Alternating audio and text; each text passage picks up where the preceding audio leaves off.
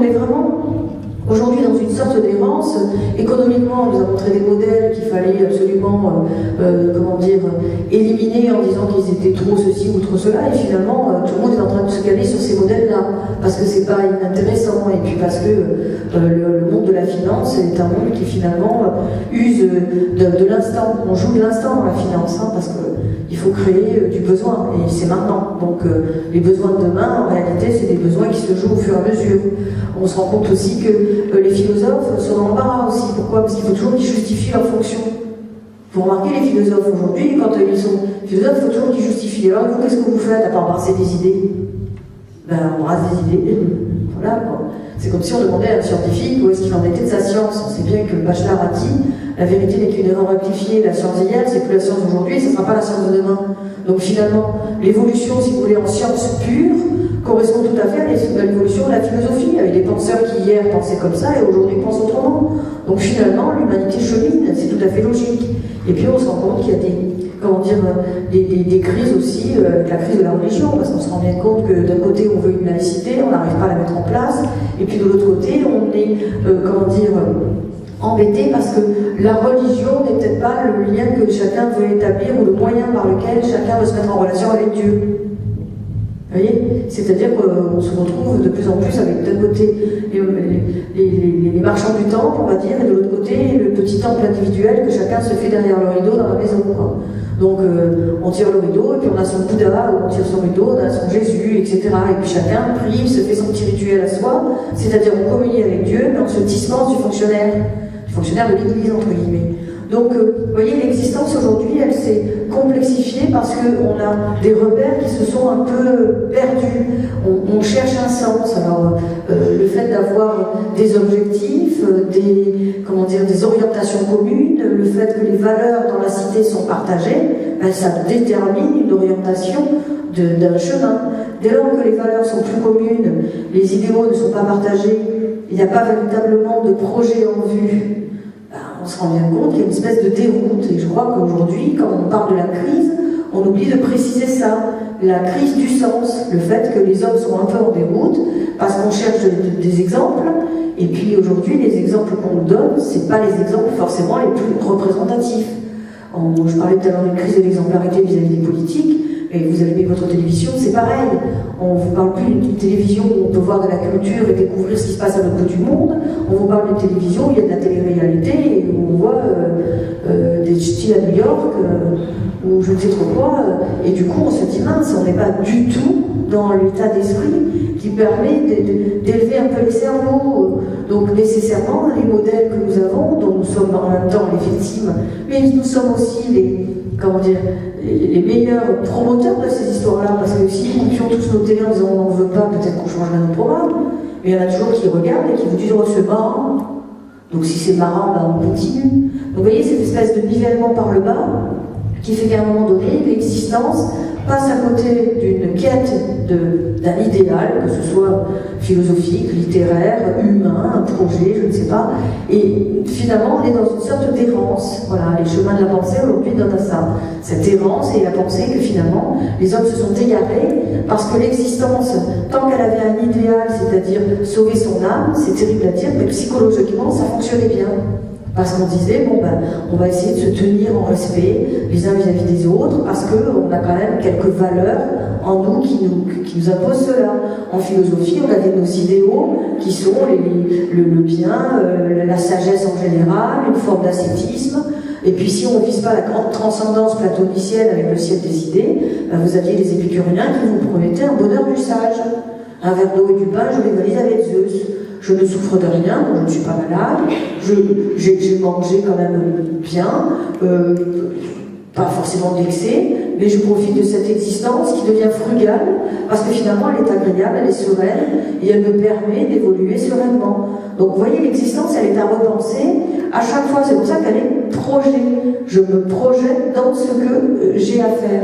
Ce qui fait que, bien évidemment, si Dieu n'existe pas, si effectivement les hommes redoutent l'idée de la mort, ils vont vouloir recomposer le ciel, c'est-à-dire qu'il va falloir réinstaller dans le ciel quelque chose, devenir une possibilité. C'est comme ça qu'on passe par l'absurde à un moment donné, rappelez-vous. L'absurde qui fait qu'avec Camus, on se dit, bon voilà, Nous naissons, nous mourrons, et en plus Sisyphe est l'exemple type de cet homme qui est condamné à la peine capitale, la tâche inutile, répétitive, et puis qui se retrouve avec cette pierre qu'il faut qu'il roule et qu'il amène en haut de la colline et qui doit redescendre à chaque fois. Et puis ce Sisyphe, on sait qu'il est condamné parce que est-ce qu'il a outragé les dieux, est-ce qu'il a trop parlé, est-ce qu'il a vraiment commis un crime contre son épouse, ou est-ce que c'est un crime contre Thanatos, c'est-à-dire il aurait enchaîné la mort, c'est-à-dire empêché que les morts puissent arriver. Vous voyez, c'est cet homme qui redoute finalement la fin de vie. Et on se dit, mais alors, qu'est-ce qu'il doit faire cet homme? Il doit repenser le sens même de son existence. Et le sens de l'existence, donc l'existérer, ne doit pas nécessairement passer par une religion qui donnerait du sens absolument. Ne doit pas passer nécessairement par un idéal à accomplir tel que Dieu ou rejoindre les valeurs au sens platonicien du terme, parce que le sens de la vie, il est dans la vie même, on a envie de dire. C'est-à-dire qu'au moment où nous agissons, au moment où nous sommes, dans l'action, c'est nous qui plaçons dans ce que nous faisons la totalité des choses que nous avons à accomplir. D'où un penseur dont il faut que je vous parle maintenant, c'est Schopenhauer. Schopenhauer, c'est le philosophe du vouloir vivre, c'est-à-dire le philosophe de la volonté. Mais en même temps, vous le savez, c'est un philosophe extrêmement pessimiste. Schopenhauer était un philosophe qui envisageait une vie où il fallait se mettre à distance de tout ce qui pouvait nous heurter ou nous faire souffrir. C'est un stoïque, presque moderne, j'ai envie de dire. Mais en même temps, il nous dit, si tu ne veux pas pleurer la mort de tes amis, n'aie pas d'amis. Moi, c'est clair. Si tu ne veux pas que ton médecin te dise d'arrêter l'équitation, ne monte jamais à cheval, etc., etc. Et il dit, et ainsi tu seras heureux comme un homme, seul, dans sa chambre, par une nuit de décembre. Donc, au moins, le décor posé, vous voyez, n'imaginez pas une nuit de Noël avec des cadeaux au pied du sapin et la bûche glacée. Hein. Là, c'est rien.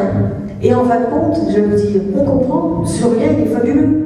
Parce que c'est un rien qui permet de ne dépendre de personne d'autre que de soi, avoir la possibilité d'être heureux ou satisfait de ce que l'on possède et de ce que l'on a envie de posséder, c'est se dire que tous les jours, il faut se lever en recomposant son quotidien.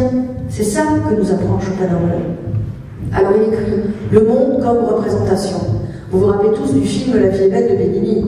Vous savez que dans ce film, il est précisé par 3 fois, il y a des allusions à Schopenhauer.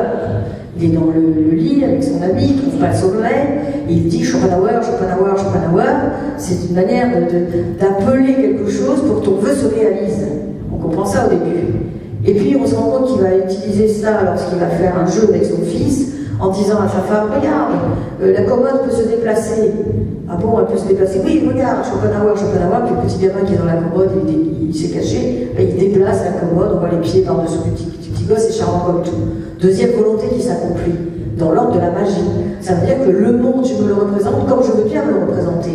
Plus dramatique, le camp de concentration, qu'est-ce que c'est? C'est la représentation d'un monde dans lequel, comme je dois sauver l'enfant, je joue à un jeu qui consisterait à gagner un char d'assaut pour sauver mon enfant. Le monde comme représentation. Et je vais vous dire, les 3/4 des gens qui ont vu le film, qui ont adoré ce film de Benigni, ont adoré la plaisanterie. Personne n'a compris que Benigni venait de mettre en scène le monde comme représentation de Schopenhauer. Tout le monde est passé à côté. Il y a même des gens qui ont dit, formidable, il nous a relaté l'histoire de son père.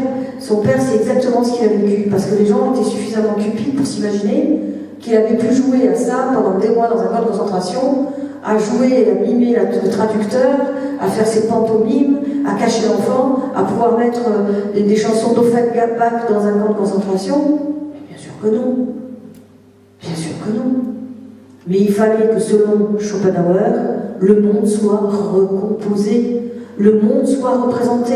Il fallait que sur un fond d'absurde et d'absurdité absolue, la mort, les camps de concentration, l'extermination sur des fondements insensés, parce que c'était les juifs, mais il n'y a pas eu que des juifs, il y a eu beaucoup de gens qui ont été déportés, qu'on a mis dans les camps de travail, et qu'on a tués, soit parce qu'ils étaient différents, soit parce qu'ils étaient handicapés, soit parce qu'ils étaient homosexuels, soit parce qu'ils étaient trop typés, tout était raison pour pouvoir éliminer quand on dérangeait un peu. Donc on se rend compte que finalement, le monde comme représentation est un monde absurde dans lequel il va falloir recomposer du sens, Donc il va falloir qu'on joue nos vies comme si l'on jouait notre meilleur rôle. Et d'ailleurs, rappelez-vous, au moment où c'est abominable, quand la réalité se pose face au père qui veut sauver son fils, c'est quand il tombe dans le camp de concentration face au charnier.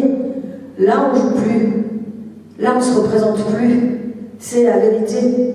La vérité du monde, c'est que c'est la mort, c'est l'absurde, c'est le pathétique de nos conditions.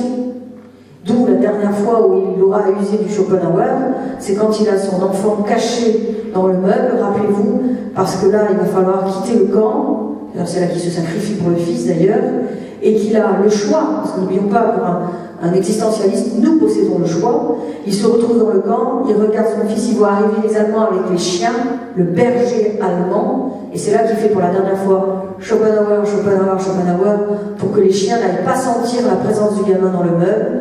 Les chiens passent devant, tournent et ignorent l'enfant.